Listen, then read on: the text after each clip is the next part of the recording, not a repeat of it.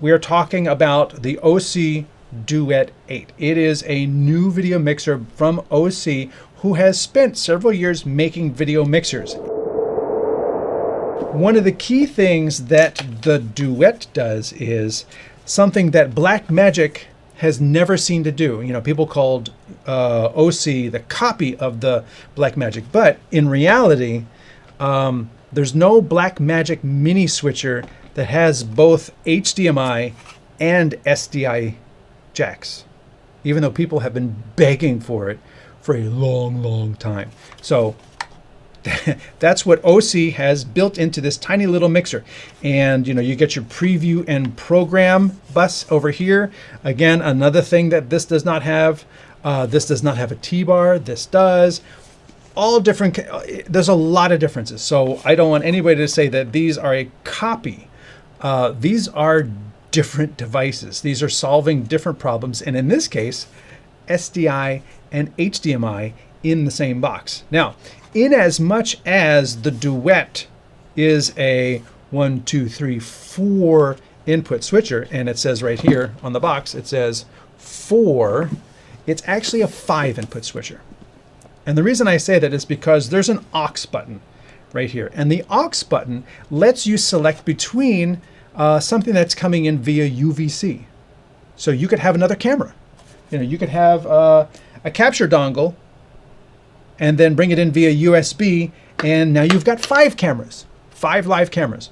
Or you could use it for video playback.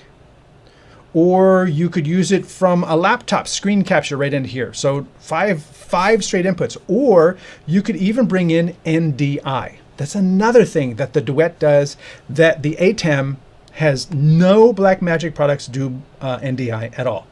You know, you have to select what that aux does. The aux can't do all of those things. You have to pick one of those things, whether it's a USB input, whether it's a video playback, whether it's an NDI or a stream input. So, but you've got 5 buttons and you've got 5 inputs on the Duet. But the nice thing about the Duet is HDMI and SDI.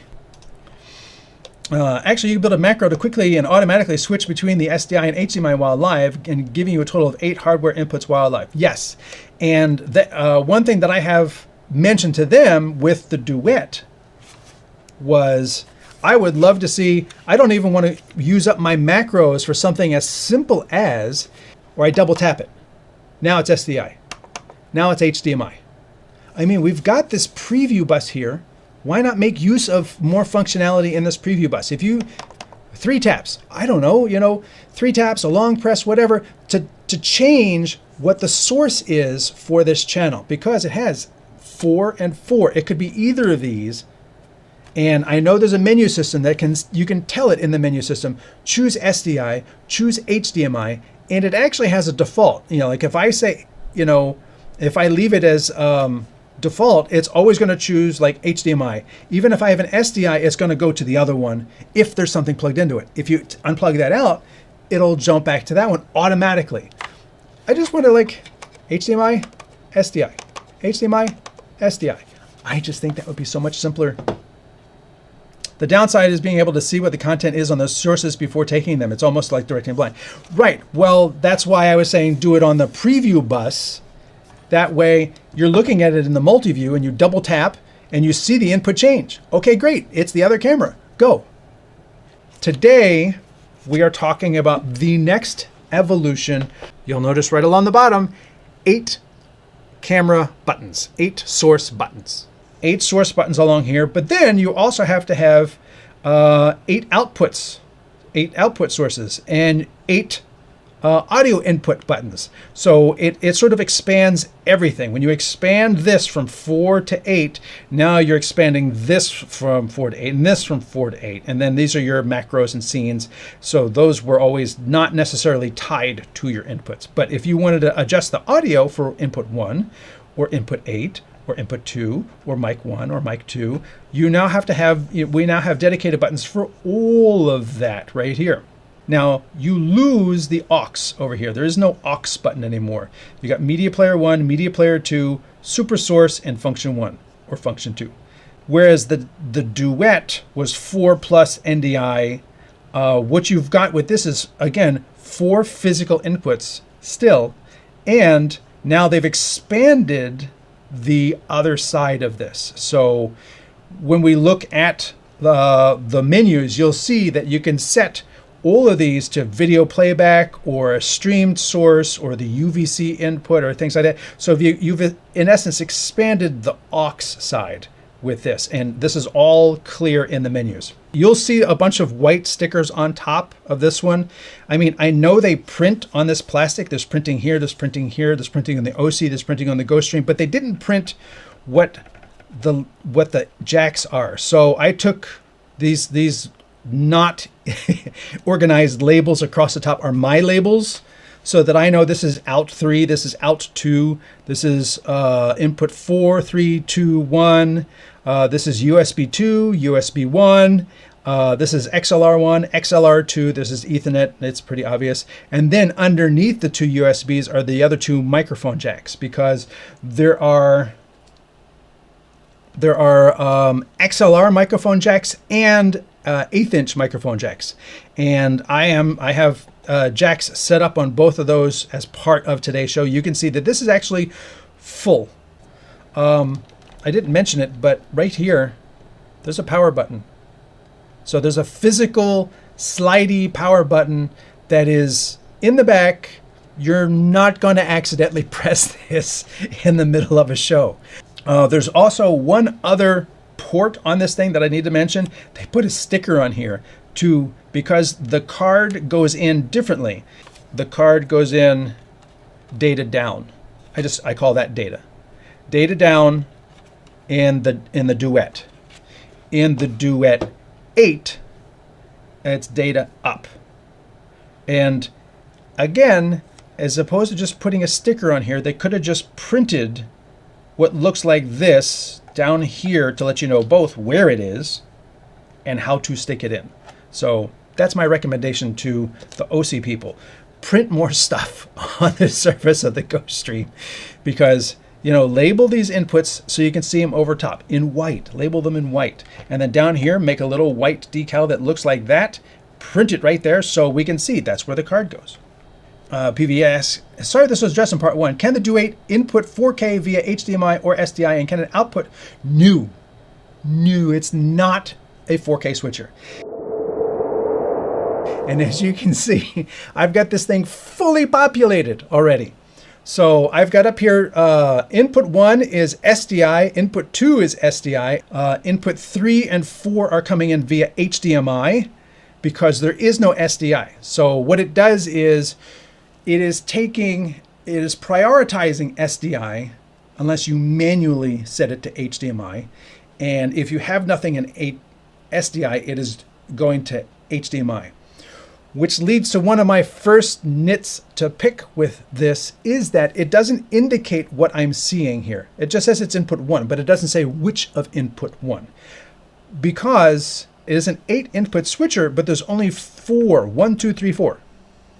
And you can switch between one, let me scoot this down a little bit. You can switch between one HDMI and one SDI, 2 HDMI and 2 SDI. And then as you can see, there's nothing plugged into the other SDIs. You can switch between those, but it is not 8 hardwired inputs in a row at this time. Who knows if that'll change? If I've got 2 inputs selected here, it would be really nice for it to tell me input 1 is the HDMI or the SDI, to tell me.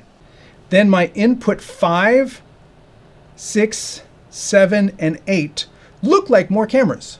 7 is actually live. Yep, 7 is live, and 8 is over here. You see there's a difference between here and here. So I've got another camera. It's actually a tiny little webcam from OBSBot. So that is coming in via USB. And unfortunately, as you can see right down here, it does not say USB, it says in 8.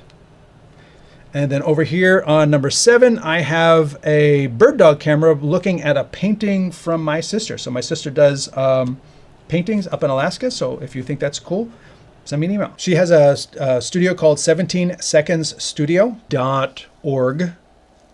And she makes this original art up in Alaska, both on wood, multi-paned. The rainbow connection is the one that I have on my wall. And there is post secret, and some of them are large, some of them are very small, some of them are vertical, some of them are circles, some of them have cutaways, and she's gotten into this new thing where she actually, they're three-dimensional, so they actually protrude out from the canvas.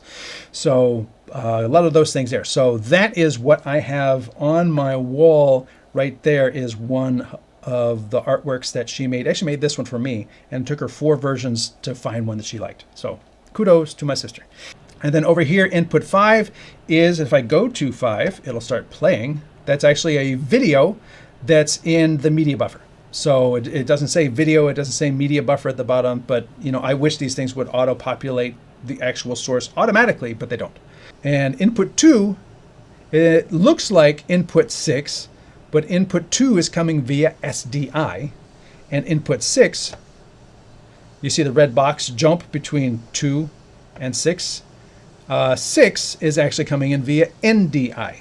And NDI is included. You don't have to purchase an extra NDI license, is what I want to say. And you can see SDI and NDI are pretty darn close in terms of processing that signal there. And that is a really cool thing in that I'm not seeing through either of my NDI cameras, I'm not seeing a big delay from my wired output in and my networked output into the video mixer. So kudos to Osee for making that happen. Question comes in, if I have multiple NDI sources, can I assign them separately to the 8 buttons? Sort of, but not to the 8 buttons. The first 4 buttons are the first 4 physical sources. And we'll get to that when we get to the inputs. And then the last 4 buttons, as I mentioned at the very beginning of the show, the last 4 buttons are sort of extending what the Duet lets you do. The Duet had that 5th button that said aux. This is basically extending that 5th input that the Duet has called aux and giving you 4 auxes. So you can have 4 of those things, your media player, whereas the 1 aux on the Duet could either be video playback or a USB input or an NDI input. Now I can have an NDI input, another NDI input, a USB input, and a video player, which is technically what I have. There is not a PTZ control on this switcher. Other switchers have little rockers and dials for PTZ control. This does not control PTZ cameras. And then over there on the right, you can see my preview and my multi-source. And if I get rid of the menu completely, you can see I've got in Media Player 1, I've got a logo. And then at the bottom there on the right, you can see the audio mixer. I would love to be able to output just the audio mixer because it's so chock full of information. I would love to be able to send that out to another monitor output all by itself, but it doesn't do that. So this is the multi-view being output from the GoStream Duet-8 right now. And if I did my multi-source, so I come over here and I say super source, and then I'm going to do a dissolve. So let's go back to the multi and I do a dissolve. You can see, there we go. Now I've got that same source. I got my picture-in-picture, kind of like I'm doing here. And this is being created in the Magewell director. But I've got it over there in the hardware switcher with both input 4 on the left, input 3 on the right, and a background behind them. So that's the super source. All of the magic is on physical buttons. So that's one of the really nice things about tactile video mixers is that you can look at this and see what it's doing. So we're going to spend a lot of time over here where I've got the menu button, and this rotary dial adjusts what I'm selecting. So let me go back over here, and I'm going to say menu, color backgrounds. You can have 2 different color backgrounds. And when I first did the multi-view right here, I used a colored background until I used one of the media players. So you got 2 different color backgrounds, color 1 and color 2. You select it, you can pick the hue, saturation, brightness, and then it shows you what the color is over there. And I think I changed the second one. So if I back out of this and come down to 2, I changed that to a deep red, which I was using behind the multi-view before I used the media player. You come down to your multi-source. I'm going to enter that. You can select from various templates, but you're not limited to what these templates are because you can adjust each window up to 4 and then put your graphic behind. So you can see I've got that source over there to the right. And if I come down to my graphic, you can see I'm using the Media Player 2 as the background. Now, if I go into that graphic to adjust, this is the active multi-source that we're looking at right here. If I go into that and I say I don't want to use Media Player 2, I select that and I can Media Player 1, no. If I want to use color 1, that's white. If I want to use color 2 is the red that I just showed you. So then that's what's behind these 4 windows. Now, the template I'm using only uses these 2 windows. The other templates have up to 4 windows, and with each window, you can enable it or disable it. What source is it? What position? Crop left, crop right, all of that. Let me enter, and we can come down all of these different settings. So you can do all of your cropping, size, positioning, and all that stuff for each of those windows. So yes, while there are templates, you are not limited to the templates at all. Now, do the templates remain as templates even if you make a custom? And how do you save the custom? That would likely be saved in scenes, which is new for the Duet-8, where you can sit there and say, save what I've got set up as a scene. That's cool. Continue down the list. Your key, we're going to enter the key. You can do chroma key, luma key, a pattern key, picture in picture, which is not necessarily a key, but it's another way of doing an overlay. So you could have, think of it this way, you could have your 4 across in your super source and then have another source with like your host asking for guests. So your little host is in a little circle window on the right. So you in essence have a 5th, the potential to make a 5th overlay. I apologize if you're hearing some noise. They're apparently doing some construction outside the studio today. So I have it set to chroma. We're going to leave it there. And then once you set your key type up right here, you then back out and you can come down and adjust. With your luma key, what is your source, your fill and everything? You come down to your chroma key. I have it keying input 8, and we'll get to that in a second. You have your pattern key and your picture in picture. What's your source? What type of mask do you want? What type of border you want? Where do you want it? What size and position? So all of those things. You can see how that's got this new icon on the right there. It's like a dual window. Let me just show you what that looks like. It pops out into a new overlay, and then you hit menu to come back out of that. So if I go to size and position, that's going to come out with a bunch of different things, size and position. So I can change the size and then I can move it. And sometimes these pop-outs are full with a lot of things, sometimes not a lot of things. But that's what that little icon means. It's not going to take you to another menu in this interface. It's going to pop out over top. Now, why is it right here like that? I don't know. This icon does not mean the same thing as that icon.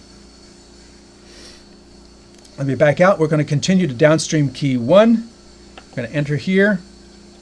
So there's my source is Media Player 1. And then you can change your mask, your key controls, size and position. Again, your 2 downstream keys are usually used for logos and such.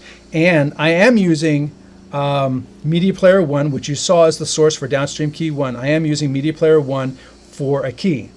Now, one of the things they have here is they have size and position. X position, Y position, X position, Y position, and size. The one thing they don't have is aspect ratio control.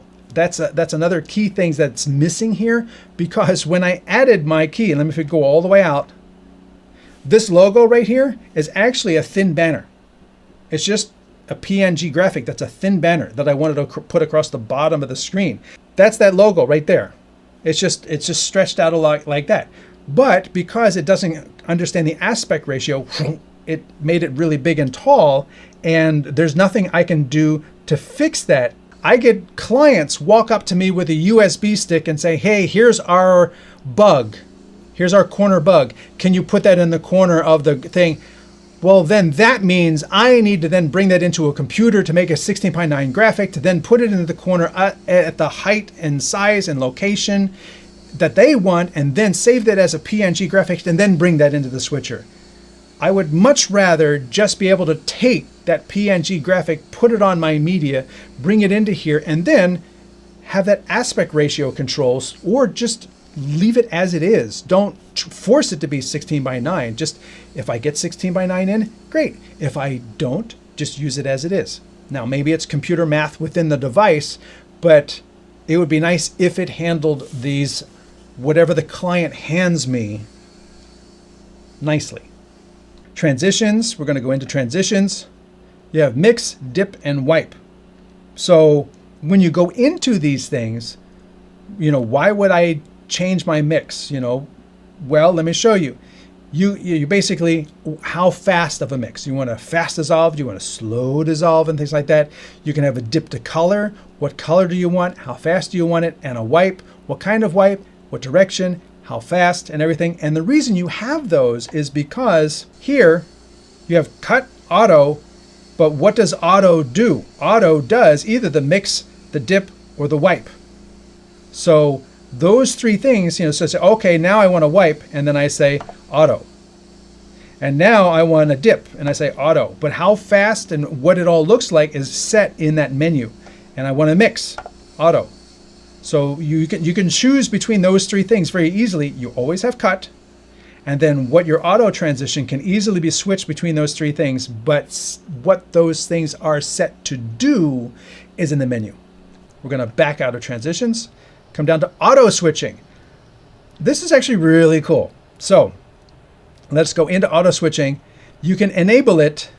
Okay, your audio source for audio A.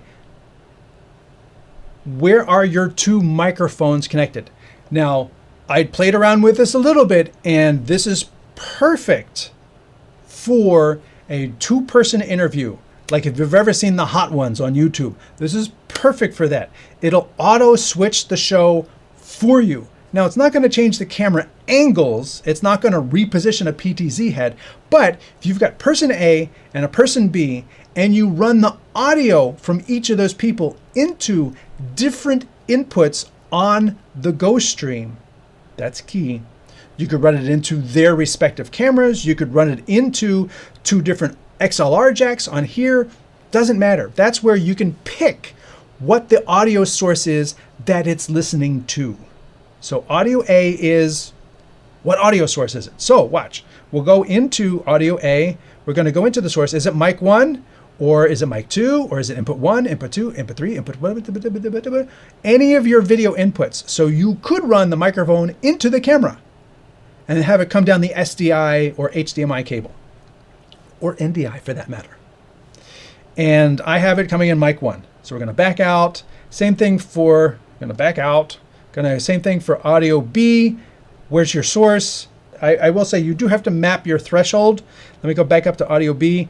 Your threshold is how loud does it have to be before it triggers. So you want to make sure it's actually saying something, not a click in the background, not because there's going to have two people talking.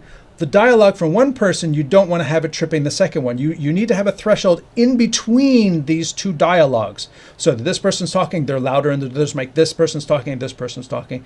You have to make sure that the threshold is above this part of the other person talking. So like right where my nose is. And then you come down to your video mapping. Here's where the magic happens. When A triggers, what do I cut to?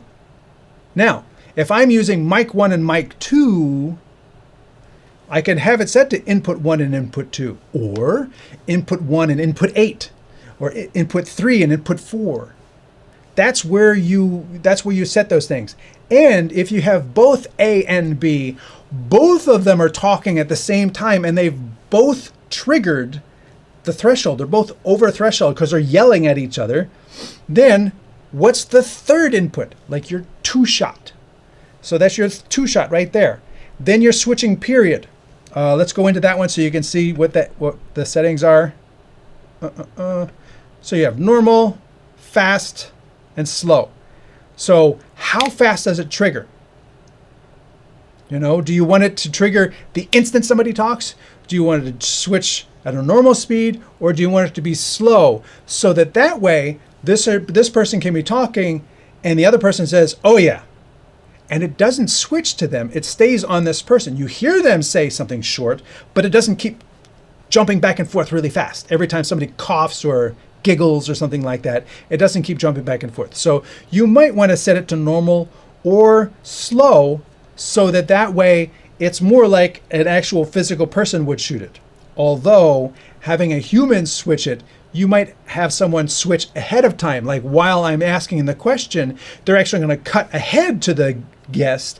And as they're, oh yeah, you can see them start to think about the question. So that's something a human's going to do that automated is not going to do. Automated is basically waiting for the trigger. It's not AI. It's simple logic gates that are sitting there. When the volume from this exceeds this point, then cut to that. That's all it's doing. And then your A/B priority, if you want to have more priority to the host than the guest, that's where you can set that there. So this right here is very cool. If you have a very simple, setup, you could even use this for small churches. If they're at the altar, they're at the altar mic. If they're at the pulpit, they're at the pulpit mic. If there's singing going on and there's audio coming in both microphones, it's going to go to the wide shot. And then you don't need to do anything. Think about that. That's really, really cool.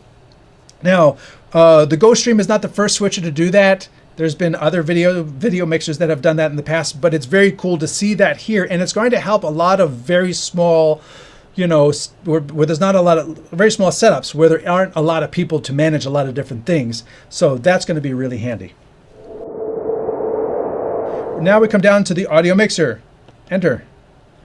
So now we've got all your inputs. Boom, boom, boom, boom, boom, boom, boom. So the audio mixer functionality is here. And let's just get into mic 1 and mic 2. Mic 1, I have mic 1 set to be my XLR. And if you look at my overhead, you can see I have an XLR plugged in here. And it is this microphone. Hello, hello, hello. So that if you were to look at my multi-view, you can see mic 1 has audio. And mic 2 has audio.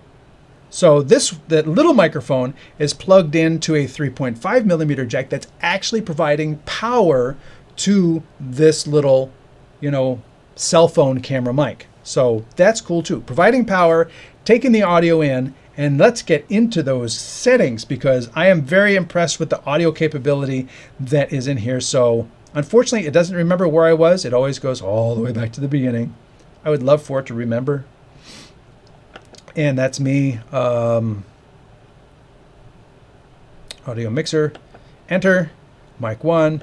Enter. So I have mic 1 set to XLR. What type is it? It's a dynamic or it is a condenser microphone. So you can adjust the some of the parameters there. The fader is different than the preamp. Like most audio mixers have a preamp, like how hot is it coming in? I can dial it back so it doesn't distort. So you've got a preamp setting right there. And if it's a very hot and sensitive mic, you're going to dial the preamp back so that it doesn't distort. Then you've got your fader setting on top of that. If it's a very weak microphone, like this little, like this other mic, let me come down here and select this one. You can see I've got my preamp set all the way up, because this little phone microphone is not as sensitive as this is. So I have to ramp the preamp all the way up.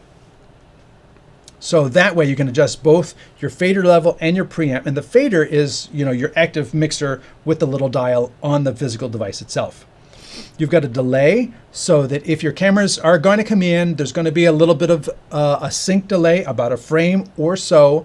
Your NDI cameras may be even 2 frames behind because it's a frame for NDI to be compressed, sent over the network, decompressed, and then it has to be synced in the switcher. So maybe it's 2 frames behind. So maybe in order for your analog inputs to be in sync with your delayed digital content, you need to set them back 60 milliseconds or so, depending upon what 2 frames are in Europe or anywhere else in the world. Continuing down, you've got the delay, but now we get really cool. You've got a high pass filter. You've got a noise gate. So now I have it set, I have the noise gate on, so it doesn't turn that microphone on, or I'm not hearing any audio from that microphone until I'm louder than whatever. Meaning that if I've got fan noise because I've got stuff on the table, which I do, you're not going to hear that because the microphone is going to be closed until, like we talked about the other thing, the audio comes in above this threshold, then it's going to open the gate and then I hear it. When the audio goes below that gate, it closes that input and you don't hear any of this background noise just going all the time. This is really handy for conferences and things like that. So if you've got like a bunch of table mics and things, and you don't want to hear just ambient room tone and papers shuffling and things like that, you just want to hear when people are talking, you put a noise gate on it, and anytime nobody's talking and it's not loud, you put the noise gate on there and it's muted. It's actually not 100% off. It's brought down a good bit, probably about 10-20 dB. It's not off and creepily just absolutely dead, but it is set so that it is very low. You could hear somebody start to talk and then it'll be open. You have a compressor so that if they're going to come up to a certain level, then you want to be able to like make sure they don't distort. You want to push it down, and that is super cool. So many things I do. You have people talking loud, you have people talking soft, you have people who talk soft that suddenly laugh out loud. Having a compressor on the channel makes sure that you don't distort the audio, and it's built into the Duet. Super cool. Equalizer. Low, middle, and high. There's the enable. I kind of think maybe, with these breakouts, let me come down here. Equalizer low. You can turn the low, medium, or high on. What frequency? It's sweepable. How much gain you have, and the Q factor is how wide of a notch you're putting in. This is very detailed audio. Like you'd almost need an audio engineer to understand all the stuff that's going on here. If nobody's talked to you about the Q factor of your EQ before, that's what you get here, and that is how sharp that EQ is. So if you could actually use this to notch out a particular HVAC noise. You find that frequency, you set it down in gain, and you notch it really sharp, you still get everything else except that one frequency. Very cool. Menu out, come out to the mixer. And that's available, down the line. You come to input 6. Look at that, input 6, enable, disable, fader, high pass, noise gate, compressor, equalizer, on all your channels. That's amazing. I mean, we were talking about the YOLO box before. The YOLO box doesn't offer anything. There's nothing. There's no audio controls on the YOLO box or any of the YOLO boxes at all. So if you do need to EQ something and set noise gates and do that, you've got the capability here in this audio mixer. This is like having a real audio mixer, except for the fact that you don't have physical buttons for each of these things. Your 3-band EQ, your sweepable frequencies, your noise gate, your compressor, your high pass filter. You don't, and your, what is it, the first one? Your preamp. There's no preamp on the line inputs up here. As you can see, there's no preamp, but you still have the fader. So you don't have physical dials for all of these controls, which would be so cool. You could just have a companion unit right next to it called an audio mixer. But if you don't have that, you get this, and you get basically the effective use of a full audio mixer with so much audio control built in on every input. The one thing it doesn't have that I'm just noticing now as I say it, if you plug a little microphone like this into an NDI camera that's way over there, but it only comes in the left channel, there's no mono setting on any of these that I see. So there's no way to tell this video mixer, take that signal that's coming in only on the left channel on that camera and put it on both channels. It's always just going to be on the left. So it would be really nice to have that, a pan. Any audio mixer is going to have the ability to pan the signal coming in left and right, and I do not see a pan, and not even, let me get out of here, let me go up to the microphone inputs. So mic 1, if I plug in an XLR on mic 1, it's going to default to be in both channels. There's no pan command. But these other stereo inputs are all coming in stereo, and there's no way to sum it to mono if indeed you do have something coming in only one channel from your cameras. That is one thing that I think is missing here. You've got your program, and your program has a limiter as well. This, okay, I'm just going to say this is amazing. And I'm saying that as a streaming producer myself, to be able to mix all the audio and everything is great, but very often, whatever I feed this to, whether it be Zoom or send it out on a stream or something like that, sometimes when it hits the next device, the laptop that I'm feeding the UVC out, when it hits the next device, it's too loud and it's clipping on input. And there's nothing the next device can do if it's too hot. It can lower the volume of that input, but it's already clipping. So being able to limit the output of the program here is critical.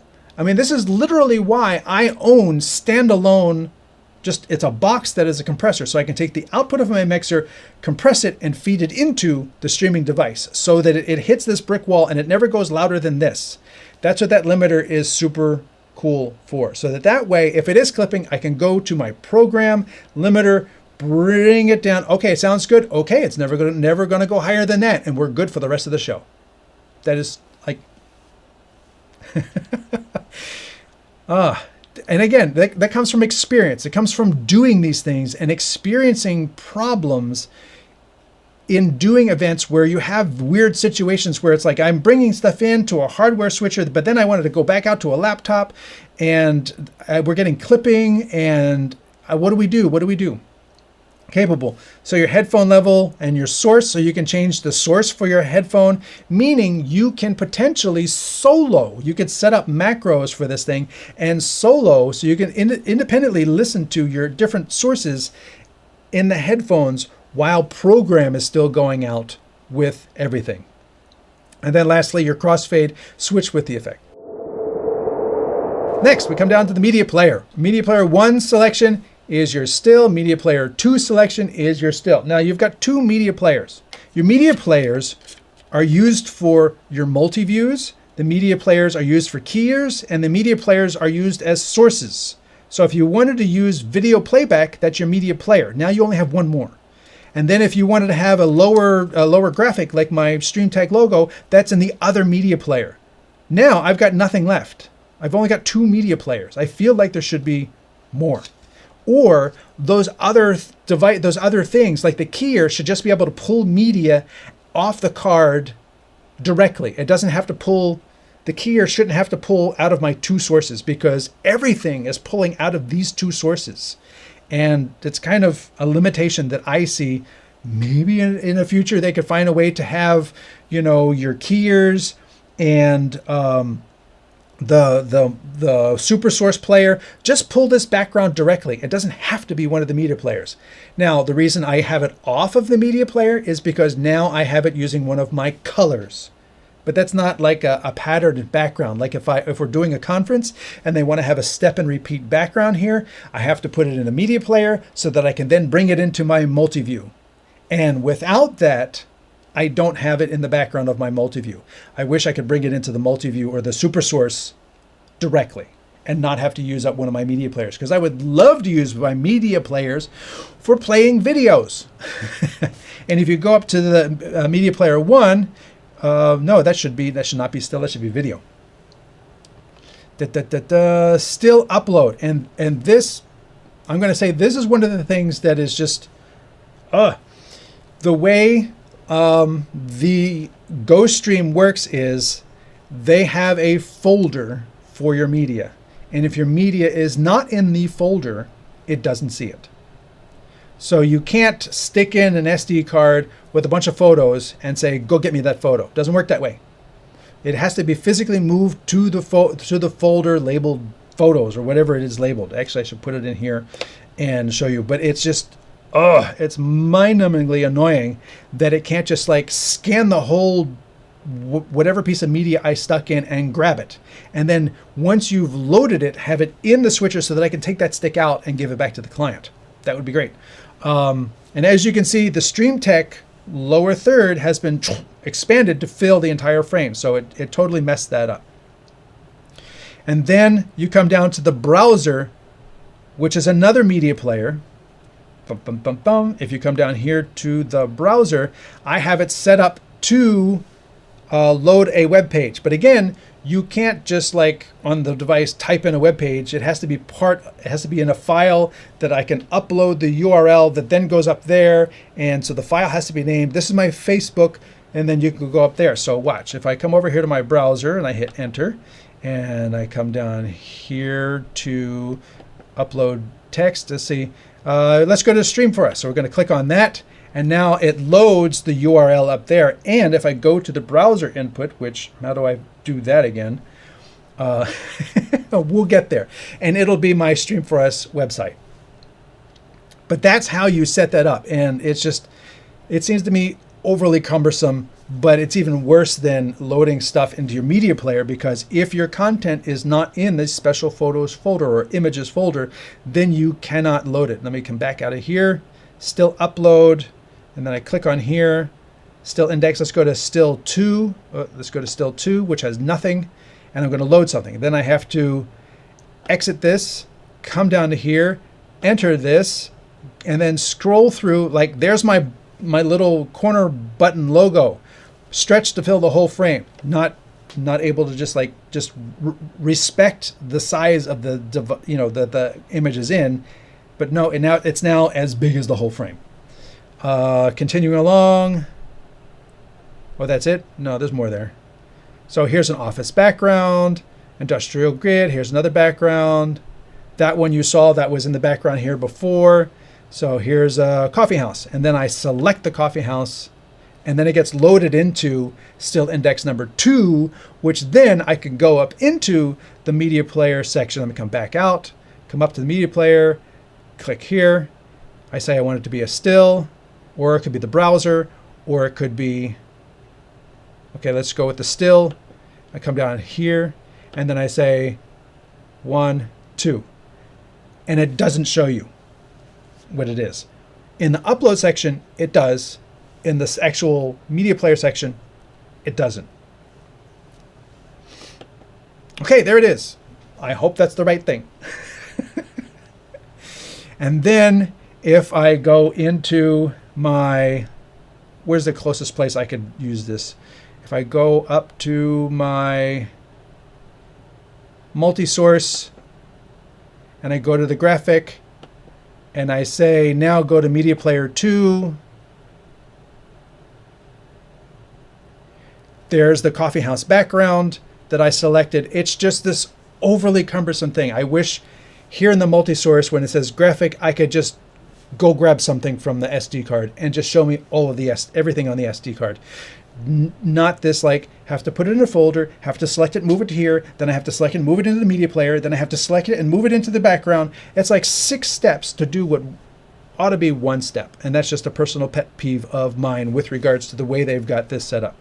It could be a limitation to the way the engine selects. Let's go back to the color, select, and back out of that. But it is a key frustration I have with the Osee Duets and the way they manage media other than video. So that was the media player, selecting all the different things, and the browser. Let's see if actually let me show you the browser.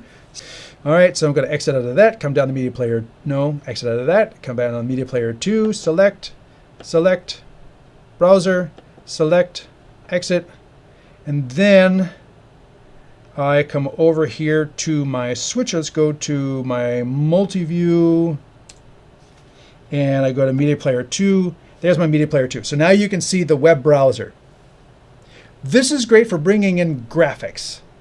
And I say that only because you can't actually do anything with the browser. I have not found a way that you could potentially scroll or click on something in the browser. Whereas if you had a YOLO box, you could load a browser source and then actively scroll through it. And as you can see further down on the page and things like that, which is why I have the browser, like if I wanted to show you Osee's website, I have to use an actual browser on a computer.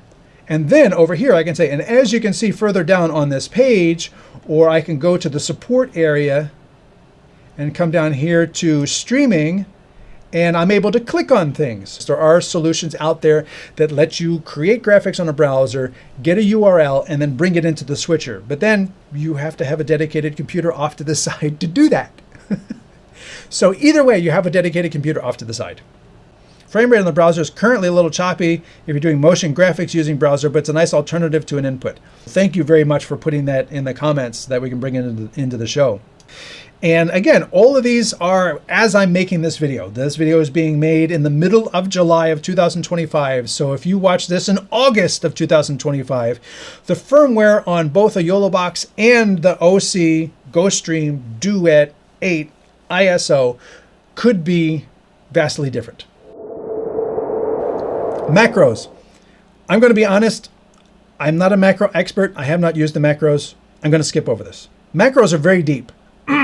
Deserve their whole show on their own, and I'm sure somebody else has got a really good macro tutorial for the original Duet. Go watch that, it'll apply here. Scenes.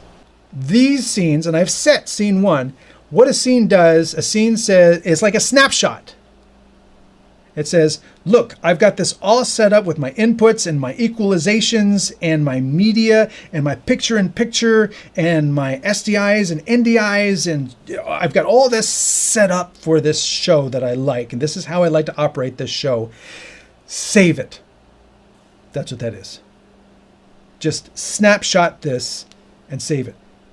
But also look, scene 2, scene 3, scene 4, scene 5, 6, 7, scene 8. That's really cool. Like I've got my Blackmagic ATEM and it can save startup state, but it can only save one startup state.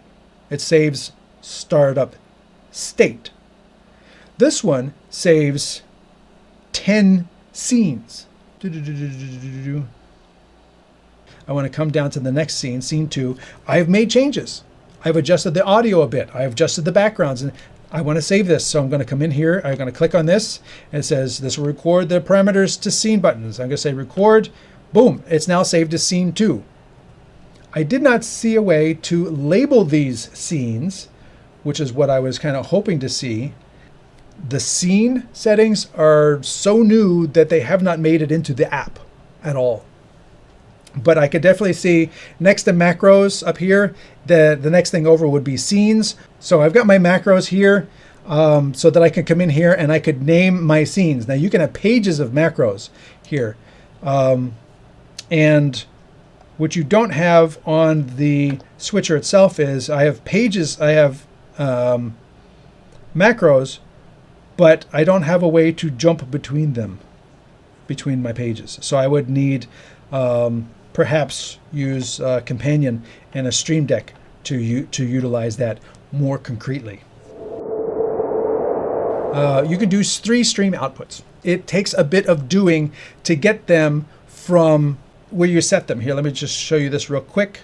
In order to bring in, platform YouTube, I have to come over here, click on this, and then I have to go to a text file that I created using a text program, because it doesn't do RTF that you make on a Mac using your text document. You have to go on a PC and use Notepad and take the stream key and put it into a document and then save it with a name that you can load. So if this is the YouTube, then I have to click on this and I'm going to say load the YouTube text, and it's going to load the YouTube key into the key, and it has a default the YouTube RTMP is another document that's saved as a text document on the USB stick that you can then go in and edit the text document, save the text document, and upload it. All of this I wish could be just so much easier to do.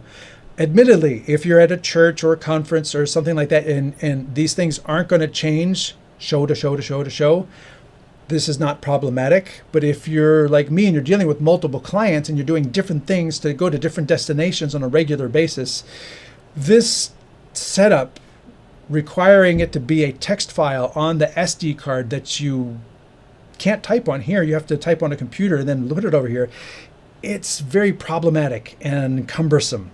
I think Osee, hopefully they can navigate making uploading images better and faster and more direct into those modules that need them, graphics, logos, backgrounds, and things like that, and streaming. That I really hope they can find a way to make uploading the streaming destinations, stream keys, and parameters easier and more direct. You can kind of do it here in the app. It is better because you do have access to it in the app, but I wish it was easier on the device itself. Have you installed the latest firmware version 1.04? And what he's talking about is this. Just released between last week's show and this week's show is another version of the firmware, which gives you the companion control module, now available for download from the Osee website. Some functions are still in development. Again, this is actively being developed and features being put in. Audio FX toggle button. So added the audio FX button to enable disable all the audio effects on a selected channel. Now we talked about the audio last week. You can turn the effects on and off for each channel. So if in one is on, I still can't do it, but you would be able to say, oh, this is what it sounds like with the limiter and the compressor. Well, what does it sound like with it off? Pop. Now it's off. Okay, yeah, that sounds horrible. Let's put it back on. Pop. So that would be really, really cool. That's a great feature. So kudos to them for doing that. ISO recording with WAV audio files. So now the ISO recording gives you the audio. You don't have to rip it off after the fact. That's cool. And also WAV audio files are not being compressed. So the video files, as if you're recording an MPEG, usually include AAC audio, which is very light compression and for most things isn't going to matter. But if you just want absolutely lossless video, not absolutely, but very lossless video, the WAV files are going to be great for each input and program output. Next up, H.265 encoding for recording. It doesn't say, it says recordings, but it doesn't specifically say for all the ISOs and the program, or just the program, or can I have one recorded in one and the other? So we're going to need clarification on what exactly that means. Is there one setting that applies to every recording? I think that's the case, but I would love for that to be spelled out here, for these details to be a little bit more verbose. Menu updates. Moved recording and streaming quality settings from the output page to the recording and streaming pages, which is something I complained about last week. So I'm sure they weren't listening to me because it's too fast for them to have come out with an update based on something I said. But clearly somebody else had already given them that feedback to make that happen. So kudos. That was one of the, I guess I can cross that out on my my post-it notes of since working on this. Split the SRT and RTMP input configurations into RTM pull, SRT listener, SRT caller, and remove the upload URL function. Use the PC software for URL uploads instead. Well, okay, I'm still using the upload URL in here, and we'll get to that when we get to inputs. But now that's not going to be available. That's actually demoted or depreciated, and you have to use the software to do it. I can hit the stream button, and those three inputs that I have set up should connect, and I believe they go red. Right now they're yellow. They're blinking yellow. They're all blinking yellow. They're probably going to blink yellow at me because I tested it, and now all the stream keys are all used up. We'll see what happens. And this is why setting up streams is so difficult, is because first it's RTMP. Each of these is a direct RTMP. And then if you don't have your destination set up for a permanent reusable stream key, then once you use it for one show, then it's used up. And I thought I had set up the Facebook one to be resilient, to be able to be used again, because I knew I would have to maybe turn it off and turn it on again, but none of them are connecting. while that is attempting to stream, I'm also going to come over here and I'm going to hit the record. So I'm going to hit ISO. You can hit if you hit just record, it's going to record program. If you hit ISO, it's going to record all your input channels that you have manually set to record and skip the ones that you have told not to, and program. So you'll see both of these go. So I'm going to try this. I'm going to a USB stick as opposed to a high-speed SSD. We'll see if it works. Now, one of the things that I was very, very surprised to see is that, you've got a lot of buttons on here. I've got my output source here, so on my output I can change what my output here is. I'm going to be adjusting my audio inputs, maybe adjusting levels, going to a macro, tapping on downstream keys. You're going to be busy on the surface of this thing. And if you accidentally hit that live button once, you're off the air. And I felt that was not how it should work. Usually on most devices, if you're streaming on vMix or something like that and you say stop stream, it's going to say, are you sure? If you're sure, you got to click this other thing again. Like maybe click it and then you have to click it again within a certain length of time. Or press and hold it 1, 2, 3, then it will stop. That would be great. Now these are blinking at me probably because my record speed's too slow. That's okay, right? The file name it's going to create, they're all going to be the same, but it'll delineate them out. And then right here, see, I have 5 and 6 off, or 5, 6, 7, and 8 are already off. So it's only trying to do 4 channels. And this is where you can go through and set each of your channels on and off, which is a great feature that you do not have on the Blackmagic switchers. So you know what I'm going to do just to make it easy? I am going to turn each of these off. The ISO records are going to my SanDisk, the 32 that I have plugged in via USB, and others, which I assume is program is going to the SD card, and you can see you can pick which one I want to go here, and this one, it's only allowing the ISO record to go to the SanDisk. So it's not going to send your ISO records to your SD card.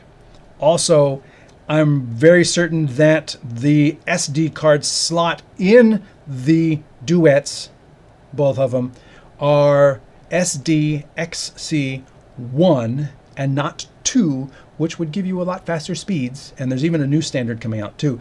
That way you could use an SD card for everything, but you're going to be limited by SDXC1 speeds. So they're not going to be able to go to your ISO records, are not going to be able to go to your SD card by default. It just assumes that your card is too slow. We're going to try this again. So let's go overhead and I'm going to hit record. Actually, I'm going to hit ISO. And now it should be recording program to my SD card and ISO to my USB stick. What got me was, it was not a long press that got it to stop. If you accidentally hit the wrong button and weren't paying attention at the time, it's going to stop. And this one's even got a delay, which is even scarier. So this right here, let's do it again. I'm recording all my ISOs. I'm recording my program. I'm hitting play. I'm hitting pause. Play on the video, pause on the video, play on the video. Okay, I must have hit the wrong button. And you keep going, not realizing you just told it to stop. And now all of your records have stopped. Now, yes, the red lights are no longer shining, but if you're paying attention to the show, the multi-view, you're switching, you got your audio, your mind may not be constantly logging to make sure that this is still red. And a single tap is scary. I beg Osee to make these, redo the logic behind these buttons. Please redo the logic behind these buttons so that you have to press for 3 solid seconds before your stop stream or stop record. Because being able to record and stream All right, good. I've got my show. I'm switching. I'm tapping buttons. I'm doing left and right. Yay. I'm doing so great and everything. This is super cool. And I accidentally hit that and I accidentally hit that. And next thing you know, 2 accidental button presses and I'm off the air and I'm not recording and everything is gone. And I could just keep tapping everything else and not even know for however long. That scares the bejesus out of me as someone who has done broadcast live switching for years. Power button is power is long press for off and duet and duet. So they do have that logic available in the software. So long press is something they already have programmed on a button in the Duet. The Duet that has a soft power button on top. So they do have that logic for very important things. So I feel that they should add it to this one too. And then print on top, print on top, 3 second off, 3 second off, or something like that. So you know what the code is. So we went through record and we're coming right up to inputs. Okay, so let's come down to, there's my ISO channels. I got them all off, doesn't matter, we covered that now. Inputs. This is where the magic is. So source selection. HDMI, SDI, SDI, SDI. So in 2 is set to SDI, but in 1 is set to HDMI. But it still goes to SDI because there's something plugged in. There's a priority to these things, even though I have it set to HDMI. SDI, HDMI, SDI, HDMI. You can see I can switch between them, but it's actually coming in via the SDI cable, even though it's set to HDMI. Very confusing. And I remember having the same issue with the Duet, is that it doesn't say auto, but that's what it really is. It's not your selection. It's auto with preference to SDI and then HDMI if there's nothing there. Which just, it should just say audio. It should be more accurate. Come down, SDI, input 3 is SDI. All of these, 1, 2, 3, 4, like we said in the beginning, at the time I'm making this video, you can select all of these things, SDI, HDMI. That's it. That's all that's on here, SDI and HDMI. So if I were to just double tap, then that would be making that selection, not auto. It's manual, but easily switchable. That would be great. And input 5 is the player 1. Input 6 is NDI. Input 7 is NDI. And remember, we were talking about NDI before. I have a P200 here that has been updated. To select what the NDI is, you have to exit this. It would be nice if it was right there, but it's not. You have to come back out, down, down. Okay, so here you can see input 5 is my P200 camera. Input 6 is PTZ optics. Input 7 is my P200 cam HX. So let me go down to this. With my P200, I have updated the P200. All their cameras used to be full NDI. That was a bird dog thing. Full NDI, that's what we do. They released software to make the old cameras, which were full NDI, also do HX. So you can see this one right here. That's the one I'm working on.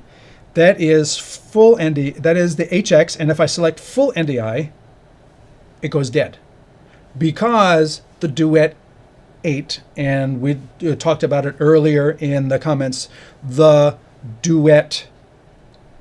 original Duet do not accept full NDI. So this is full NDI, or the lack of it, coming into this input. And if I go back into here and I select HX, there's the HX feed, and this is live.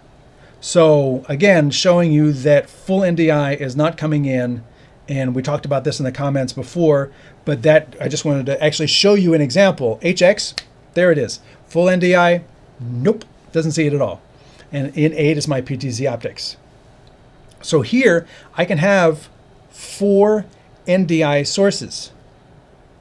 I've told in 5 to be the P200. I've actually told the in 6 to be the PTZ optics camera. But if we go back to the multi-view, in 5 is my media player. Why is that? Well, that's actually because It's kind of confusing if you back out of this and go back up to your source selection. In 5 is actually my player and not NDI.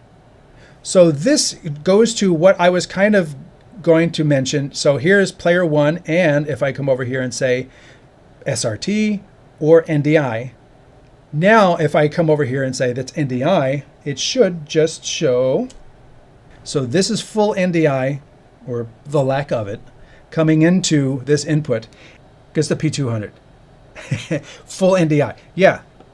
So you can select what your NDI sources are in one area, and then you can select what your input sources actually are. So you can pre-select what the NDI is before you even bring NDI into the switcher. It's kind of confusing, but I feel it's useful because what if we extended that all the way down the line? Double tap just goes through the list. You're down on input 5.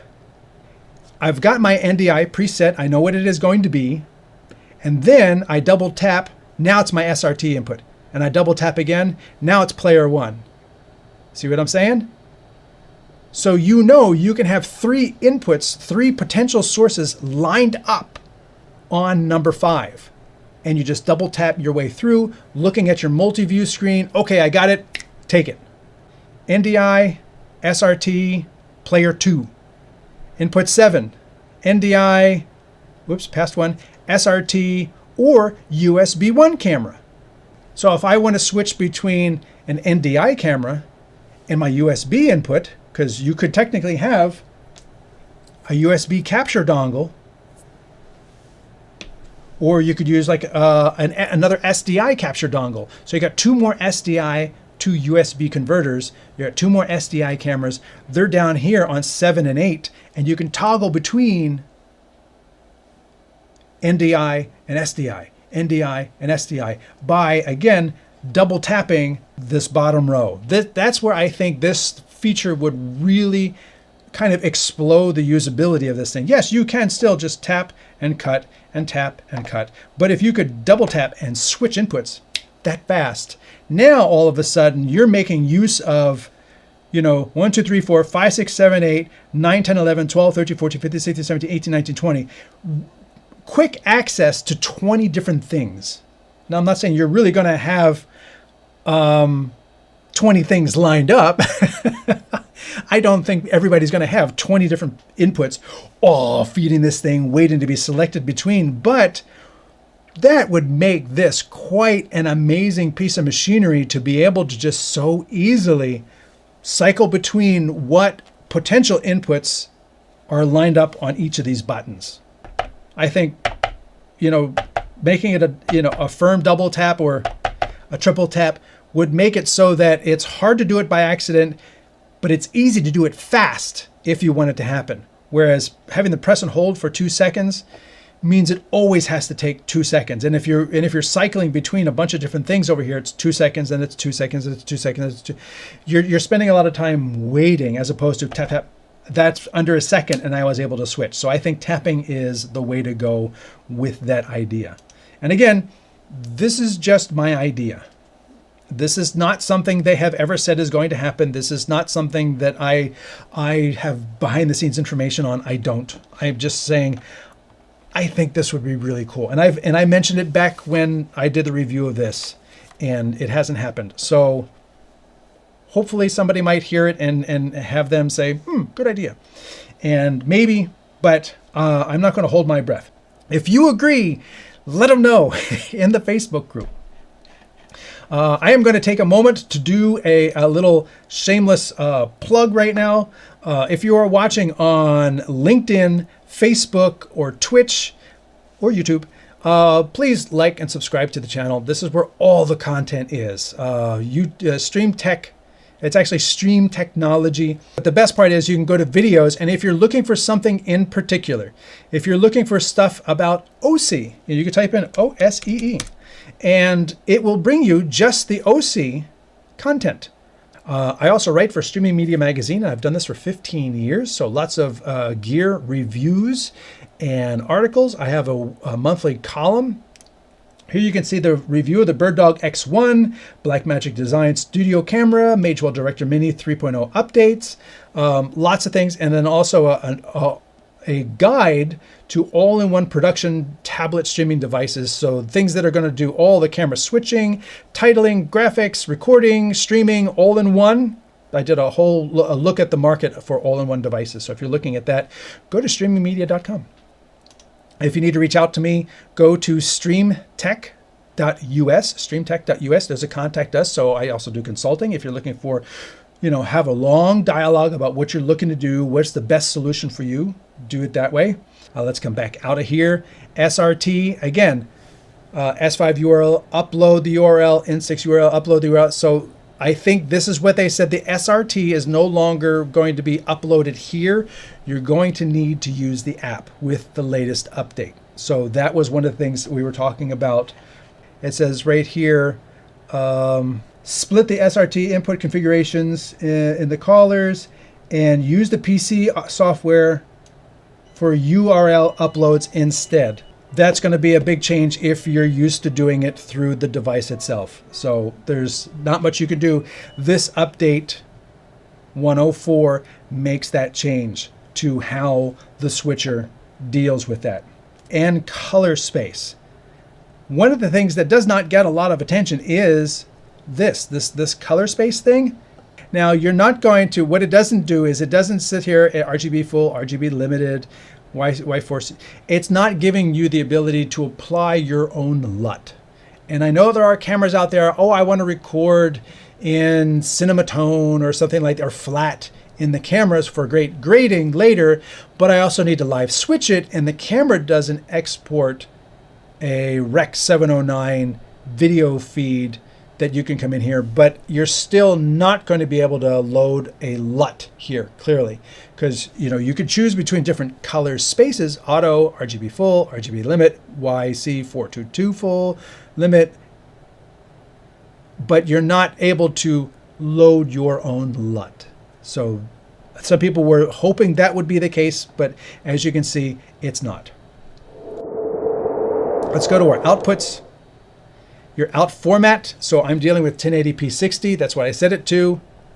Come down here, your video source, out 1, out 2, and my USB out. So you can see I've got my out 1, out 2, and USB out. And so my USB out is program, out 2 is program, out 1 is in 8. Oh, I changed it. So you can see when I switch it here on the deck itself, it's switching the input in the menu, which is really cool.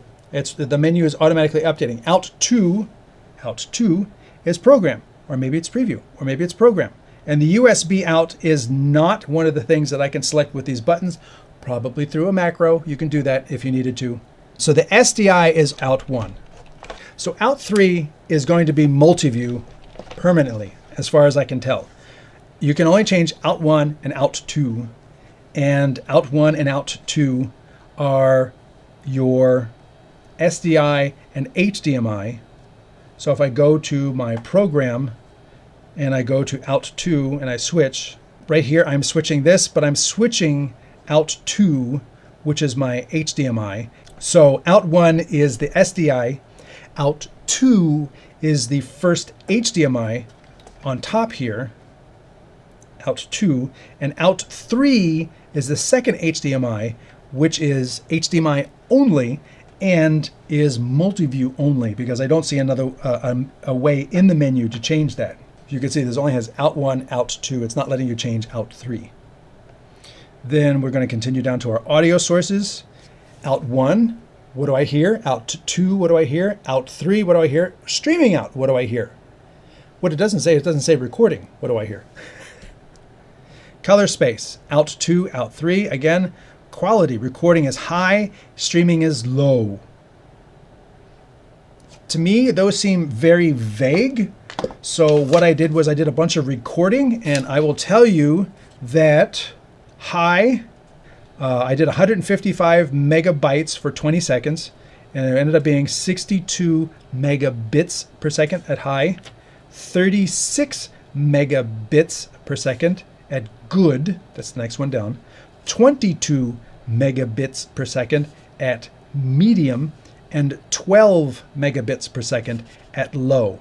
I did not do a streaming test, so I do not know what the streaming data rates are, and I'm pretty sure that low in streaming is not going to be all the way up at 12 megabits. So I leave it to someone else to tell everyone what the streaming data rates are, because as you can see in low, medium, high, it doesn't tell us what the data rate is. And the same with the top, the recording is what I tested. You've got high, good, medium, and low. Again, these are probably variable bit rates, so they will vary from these numbers depending upon if you've got somebody like me in front of a blank screen, or you're doing an outside sports event with lots, crowd and the background's all changing and everything. The data rate could be higher. Given this exact same 1080p 60, the data rate can be significantly bigger if the image is a lot harder to compress and there's a lot more detail in it. So that is what was going on there. And your settings. This is the last menu here. That's the version. You will definitely see that I've got 1.03 on here. There's disk select, as we saw in the software, my network IP addresses, button brightness, we talked about the buttons before, and the profile, so that I can save something and bring it over to another switcher and load it in and take all my settings with me is really cool. So that walks us through the menu. All right, here we go. So this is the main area of the app. You can see switcher, multi-source, key, auto switching. So we were talking about the auto switching. Video follows audio. Audio settings, let's expand that. Mic 1, port type. So you can see those same things, but it's easier to set them here. Headphone sources program. Oh, I can set that to be, I want to ISO something. I can move it around here. And look at that, out, 1, 2, 3, USB out or program. I can check all of my outs. Although technically, shouldn't they all be the same anyway? Video follows audio source. You can see it's easier to access all the settings here. And this is the mapping I was talking about. A+B mapping is input 3. So when camera 1's talking, it goes over here. When camera 2's talking, it goes over here. When both of them are talking, it goes to the third camera. And switching period is slow, so it doesn't go real fast. And the AB priority is low. All right, downstream key. Here's the school bus. Downstream key 1. Fill sources, media player 1. So you see the media players really come into play here. Media player 1, media player 2, color 1, color 2, color bar or black. So if I'm going to do a key, I'm not going to want black. I'm not going to want color bars. If I'm going to key something, I really don't want to use colors. The only two things I can key are my media players. And then I'm keying. This is like the chroma key that I was talking about.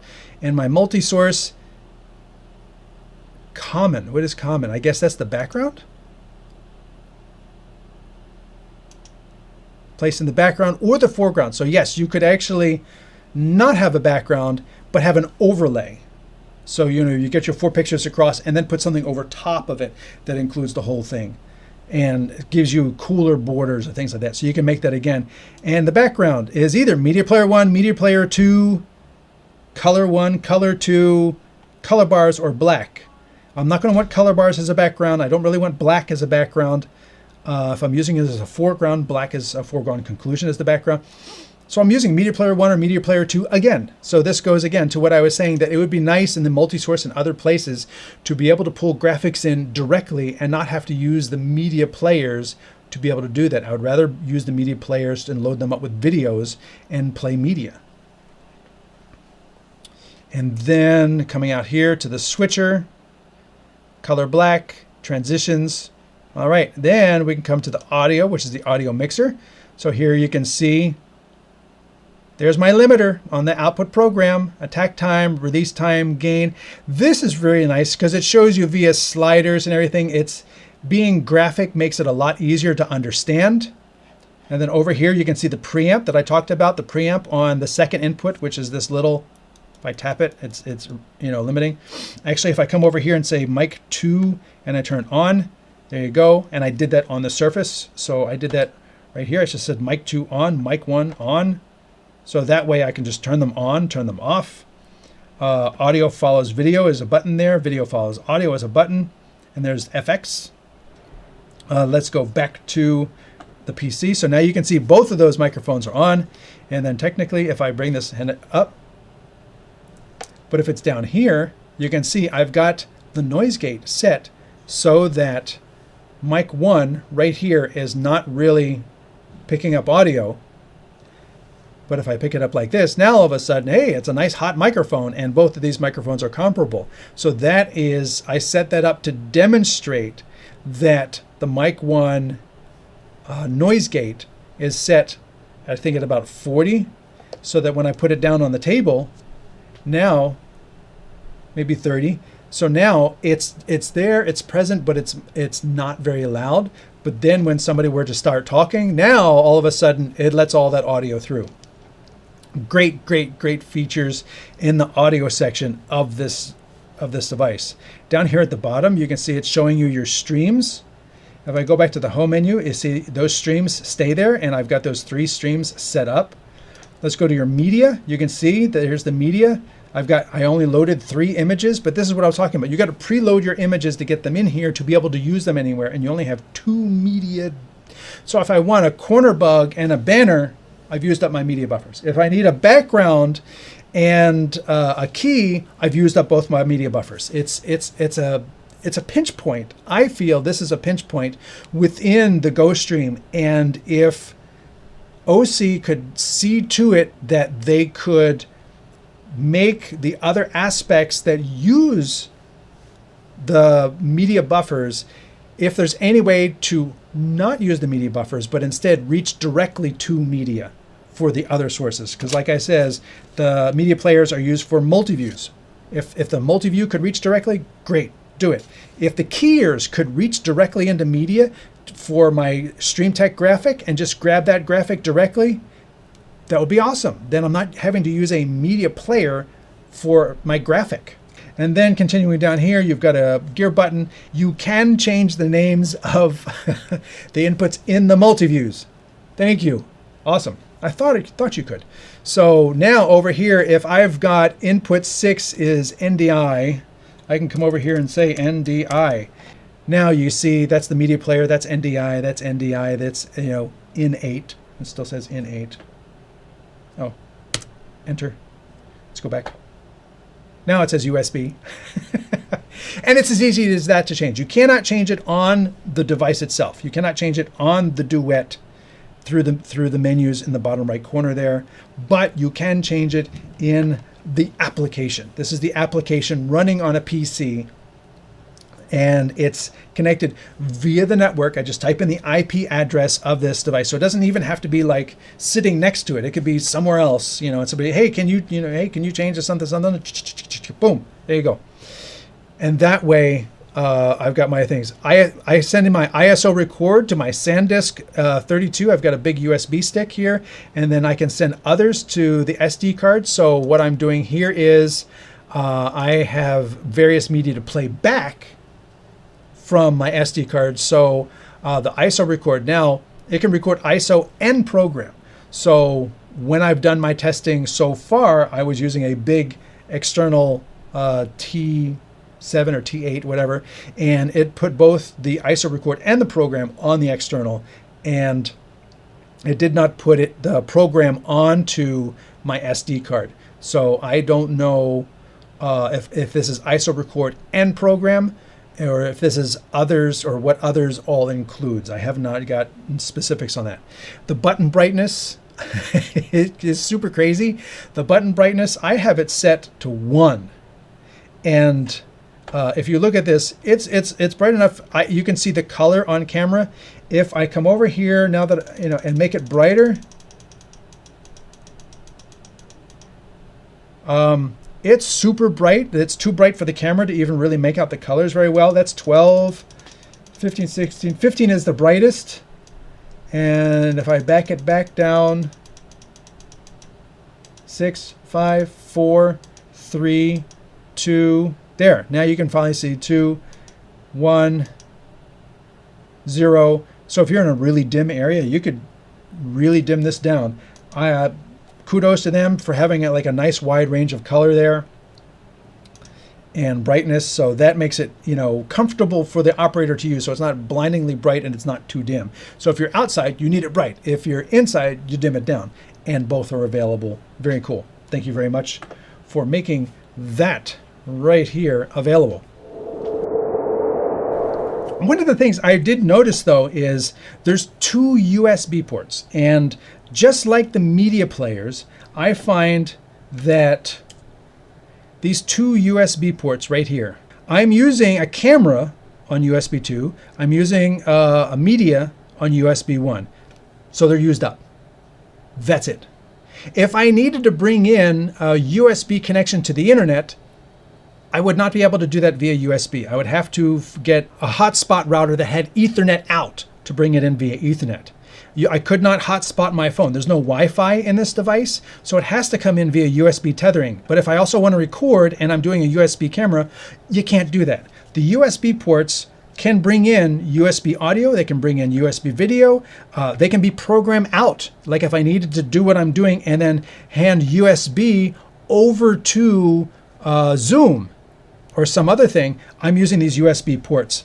It's the external storage, it's your internet connection. There's a lot going on, and I feel that there's not enough USB ports because they're so handy. It's just like the media players. They're being used for so many different functions that there's going to be times when, like if I needed to bring in a USB camera and record ISOs and also output to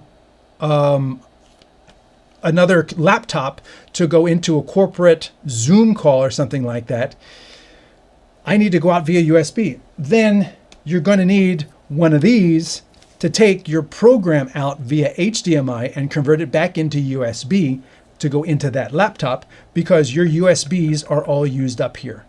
You only got 2 media players that are used in 3 different places. You only have 2 USB jacks that are used in 4 different places. Another thing, a stop stream should be a long press. That's one of the things, one of my notes. The scene did not record the inputs settings. So if I changed the settings on the inputs and I save a scene, it seems like it didn't save that. I'd have to double check that.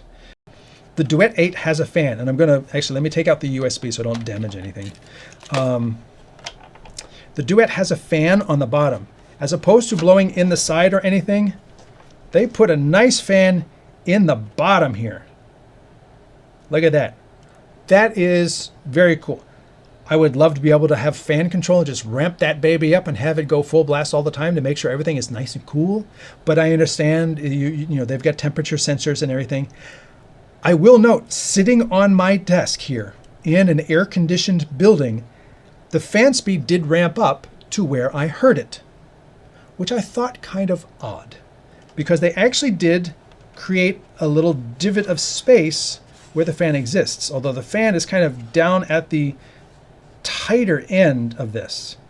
So obviously you can see I made a modification already. I added 4 rubber feet to give this another, 2 millimeters of elevation, although it's probably sinking into this a little bit. Another 2 millimeters of elevation, and then all of a sudden I never heard the fan noise anymore, because more air was able to get to the fan more easily than just these little pads by themselves. So kudos for a nice fan prioritizing keeping this baby cool. Kudos to that.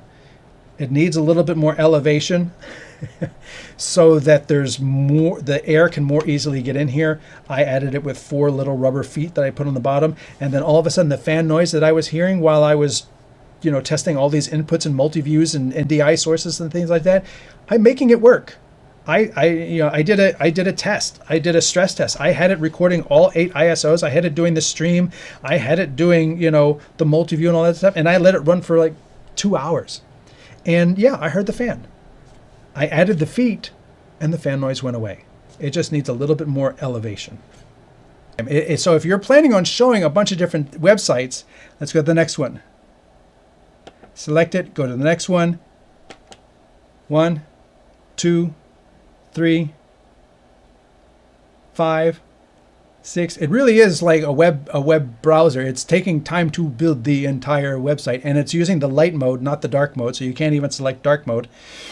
It does update the browser. It just takes a little bit to get there. It doesn't have these things at the ready. So when you load it, it's got to go fetch the site, build the site, put it up there, or in the case of YouTube, start putting it up there, and various things will appear as if you're browsing it live anyway.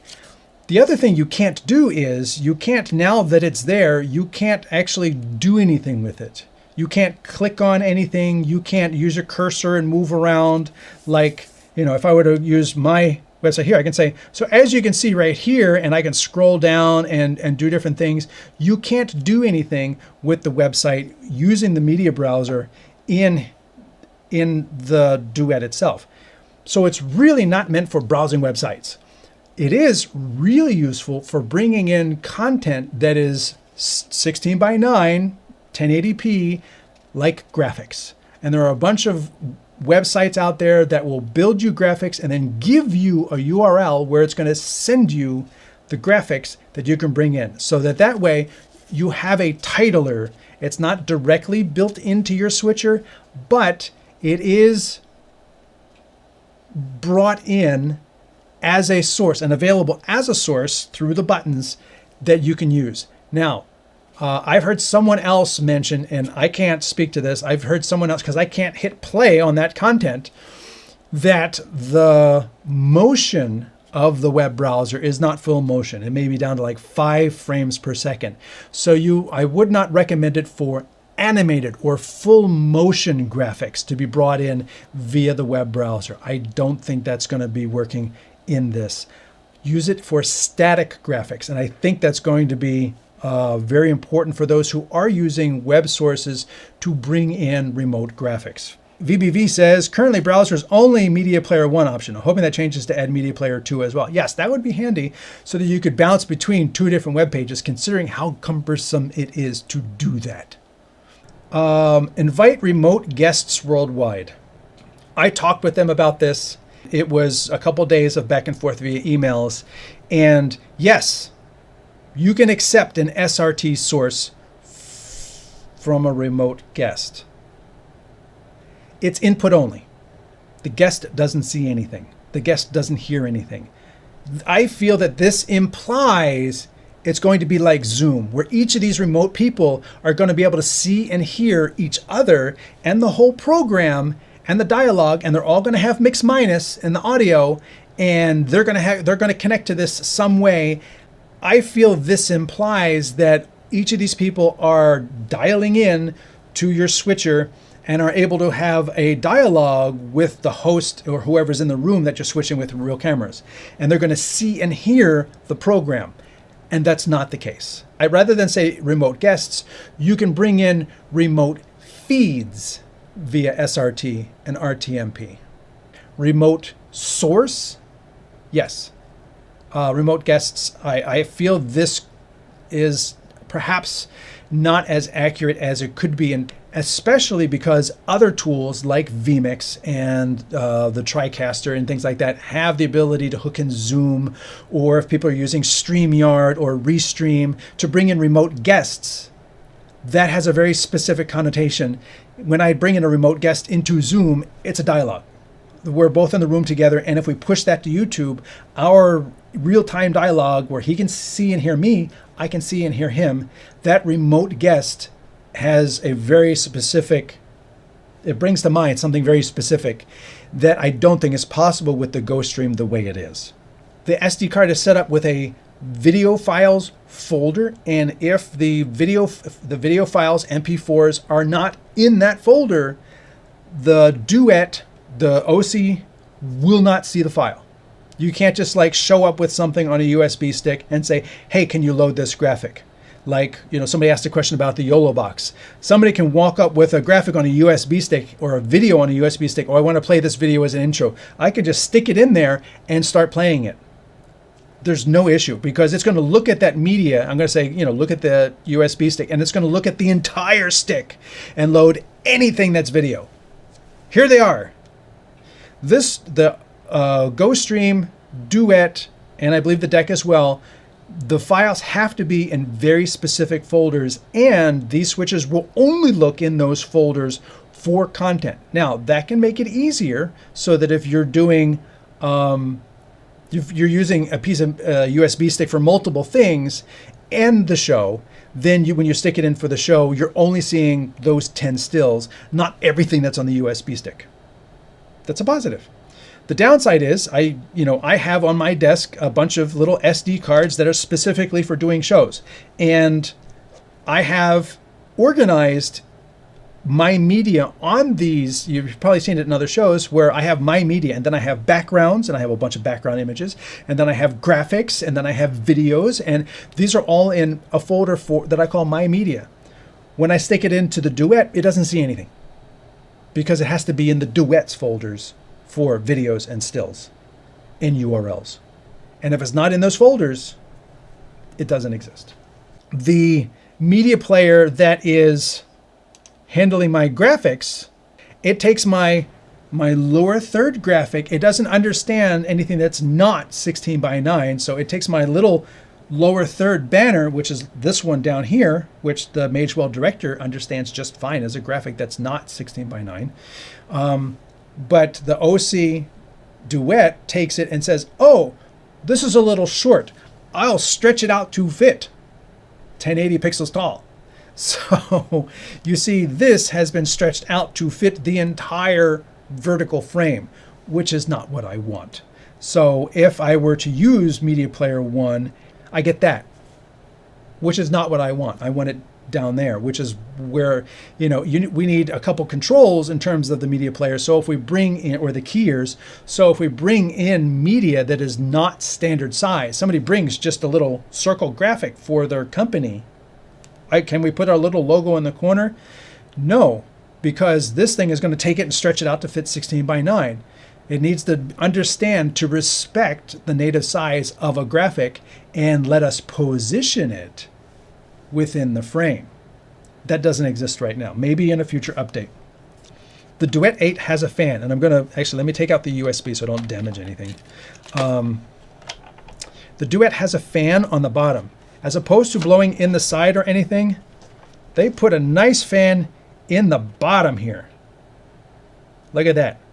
That is very cool. I would love to be able to have fan control and just ramp that baby up and have it go full blast all the time to make sure everything is nice and cool. But I understand, they've got temperature sensors and everything. I will note, sitting on my desk here in an air-conditioned building, the fan speed did ramp up to where I heard it, which I thought kind of odd, because they actually did create a little divot of space where the fan exists, although the fan is kind of down at the tighter end of this. So obviously you can see I made a modification already.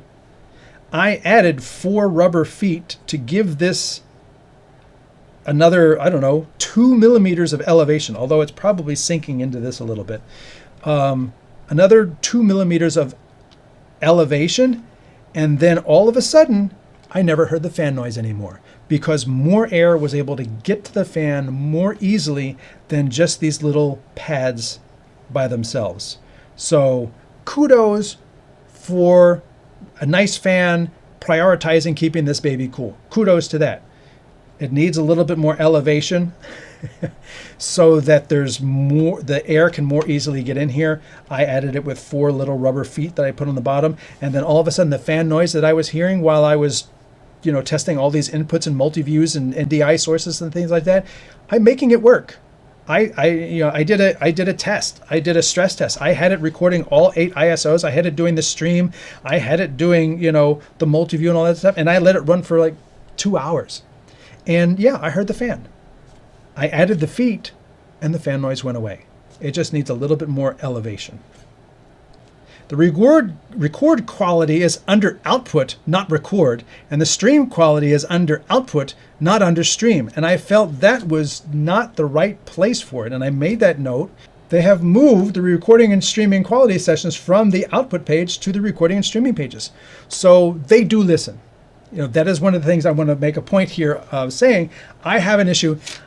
I didn't even have a chance to bring this issue up yet. I just these are my notes from setting up for last week's show.